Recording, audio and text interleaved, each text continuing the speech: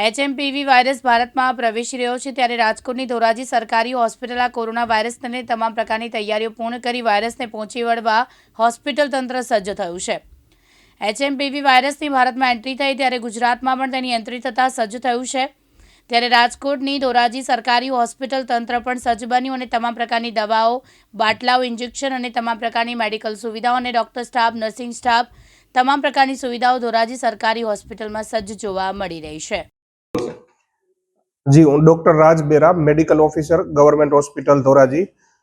હાલના દિવસોમાં ગવર્મેન્ટ તરફથી જે એસઓપી બહાર પાડવામાં આવેલી છે, હ્યુમન મેટા ન્યુમો વાયરસ HMPV તરીકે જે ઓળખાય છે, એને અનુલક્ષીને ધોરાજી સિવિલ હોસ્પિટલમાં જરૂરિયાતની જે બી દવા છે એ દવાનો જથ્થો, દર્દીઓને દાખલ કરવાની સુવિધા એ હાલમાં અવેલેબલ છે. અને HMPV વાયરસ છે જેમાં મુખ્ય લક્ષણો એ સિમ્પલ શરદી, ઉધરસ, તાવ પ્રાથમિક તબક્કામાં વગેરે પ્રકારના લક્ષણો, ગળામાં ખરાશ આવવી જોવા મળે છે. HMPV વાયરસથી બચવા માટે બિનજરૂરી ટોળાઓમાં જવાનું ટાળવું જોઈએ. પ્રાથમિક લક્ષણો શરદી, ઉધરસ, તાવ વગેરે જેવા દેખાતા નજીકના કોઈ સરકારી દવાખાનામાં કન્સલ્ટ કરાવવું જોઈએ. પાણીનો ઉપયોગ વધારે કરવો જોઈએ. રોગ પ્રતિકારક શક્તિ વધે એ પ્રકારના તમામ ફ્રૂટો છે, શાકભાજી છે, એનો ઉપયોગ વધારવો જોઈએ. બચ્ચાને બિનજરૂરી મોઢે નીચે પડેલી વસ્તુ છે જે બિનજરૂરી મોઢે અડાડતા હોય એ બધું અત્યારે બંધ કરાવવું જોઈએ. સાહેબ, આમાં દર્દીઓને કઈ બીમારી જરૂર કરી? જ્યારે બી પ્રાથમિક લક્ષણો દેખાતા હોય ત્યારે આપણે કોઈ ડોક્ટરની વિઝિટ કરી દઈએ છીએ અને પ્રાથમિક તબક્કાથી જ આપણે એની સારવાર ચાલુ કરી દઈએ તો જરા પણ બીવાની આમાં કોઈ પણ જરૂર નથી, માત્ર તકેદારીની જરૂર છે. હા, મારું નામ ડૉક્ટર સિંચન તપોધન છે. અહીંયા હું સરકારી હોસ્પિટલ ધોરાજીમાં બાળરોગ નિષ્ણાંત તરીકેની ફરજ બજાવું છું.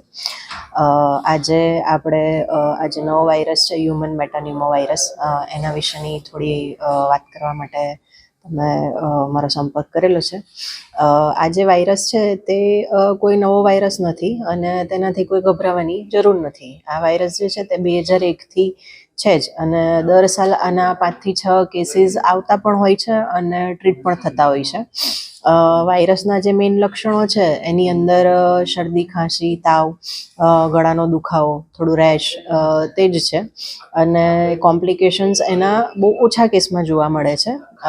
ફ્લૂ જેવા લક્ષણો જ આની અંદર જોવા મળે છે, જે 2 થી 5 દિવસની અંદર એની જાતે રિઝોલ્વ થઈ જાય છે અને જેની ટ્રીટમેન્ટમાં સિમ્પટોમેટિક ટ્રીટમેન્ટ જેને કહેવાય કે સાદી શરદી, ખાંસી, તાવની દવા તે લેવાની હોય છે. અને ધ્યાન રાખવામાં અમુક બાબતોનું ધ્યાન રાખવાનું હોય છે, જેમ કે પાણી વધારે પીવાનું, માસ્કનો ઉપયોગ કરવાનો, ભીડભાડવાળી જગ્યાએ નહીં જવાનું, વારે ઘડીએ હાથ ધોવાના, જે રીતે આપણે બીજા વાયરસના લક્ષણોમાં ધ્યાન રાખતા હોઈએ છીએ થોડું ઘણું ધ્યાન રાખવાનું હોય છે. બીજું તો જે નાના બાળકો છે, નાના બાળકોની અંદર બીજું જેની રોગ પ્રતિકારક શક્તિ ઓછી હોય તેવા અને મોટી ઉંમરના જે વ્યક્તિ છે 65 વર્ષથી ઉપરના એમાં જોવા મળે છે. બાળકોમાં 5 વર્ષથી ઓછામાં એટલે વધારે એના કેસીસ જોવા મળે, કેમ કે આજુબાજુમાં એ એરબોર્ન વાયરસ છે, એટલે જેટલું વાતાવરણનું ધ્યાન રાખવામાં આવે કે ઘરની અંદર બધા જેમ ધ્યાન રાખે એટલું ઓછું બાળકોની અંદર એનું ઇન્ફેક્શન ફેલાય. વિપુલ ધામેચા, દિવ્યાંગ ન્યૂઝ, ધોરાજી, રાજકોટ.